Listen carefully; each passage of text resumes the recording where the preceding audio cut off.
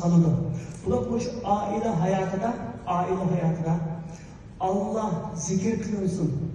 Allah Kur'an okuşunu bilmeydik Allah. Kur'an'ı aşı nüvede kapıya, Kur'an'ın videosunu kapıya, keşke tınca ama bizden işini kılsam o, bizde bir huzur.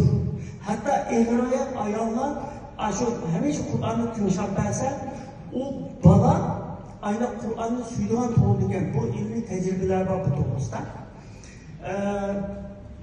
Biliyorduk Allah, Kur'an'ın yüzümüz okuşumuz, kandan bir öyle Kur'an, Allah'ın zikri, tövbe istiğfar, namaz, kem olsa şu öyle ittifaksızlık, inaksızlık, birbirini yakşı görmezlik aşılabında. Yani muhabbet hepimizin kalbi var. Ayağlarının oturustaki muhabbet, ballarımızın boğan muhabbet, atanımızın boğan muhabbet, keridaşlarımızın boğan muhabbet var. Lakin muhabbetini ifadeleştirek. Mesela çayga, bir isteden çayga şekerli sepap, bunu koyduğuna ise şeker sanırım açıkça o çayga. Koyduğuna için bu düşünemem.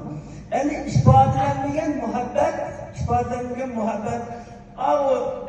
ağzını yedip kapalan şişideki etini okşar. Purgul olmaydı ona. Bazı evinde o purgul olmaydı. Purgul işi gerek. Şuna ailede hoşallık buluş, huzur halalet buluş ve bağlarımızdaki yakşı sağlam üstüşe ve özümüzün bu aile hayatında hemişe behsadetin buluşun için Allah'ın zikir kılışını unutmasın. Zikir diyen iki türlü burada.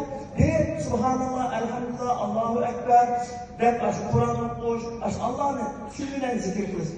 Biri ya zikrimin bir türü Allah beni gece gündüzde, karanlık gündüzde edem var, yok her kadar Allah beni kontrol kıttırıp yaptırır.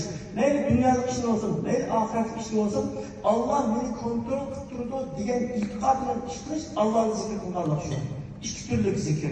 Bu iki türlük zikrini biz terk etmeyecek, biz Allah'la kutu doğamamız, ucağı şeytan bizi yaklaşamaydı, ailemizle yaklaşamaydı, ailemizle azdıramaydı, Allah'a otursun muhabbetini yakşı buldu, vallahi terbiye işlerini düşüne yaptık.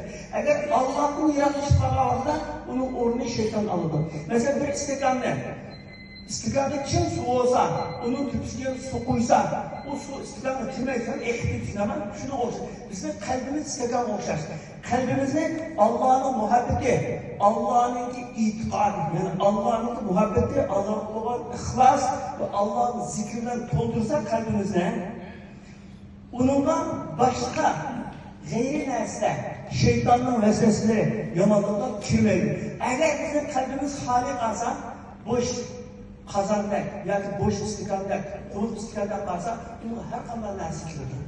Çoğuş aile hayatında teşekkür bekli buluşumuz için Allah'ını zikir kılış, ailemizde Kur'an köp okunuşu, okuyamaydı Allah, nüvede tınşak kapı işi, Allah'ını köp zikir kılış, köp tövbe kılış, şu artık bizim hayatımız bekli bulup